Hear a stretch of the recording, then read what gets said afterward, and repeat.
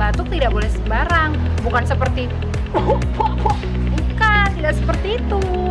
Batuk ada 3 cara. Yang pertama, kalian tutup mulut kalian dengan lengan dalam kalian. Yang kedua, gunakan tisu. Kemudian tisunya kita buang. Yang ketiga, kalian bisa pakai masker.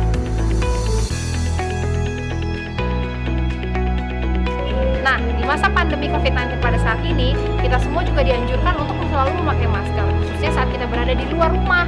Nah, teman-teman, jangan lupa selalu menggunakan masker dimanapun kita berada. Masker medis hanya untuk tenaga medis. Kita semua yang bukan tenaga medis memakainya masker kain. Tutupi mulut dan hidung kita dengan menggunakan masker kain. Jangan lupa terus cuci tangan juga ya.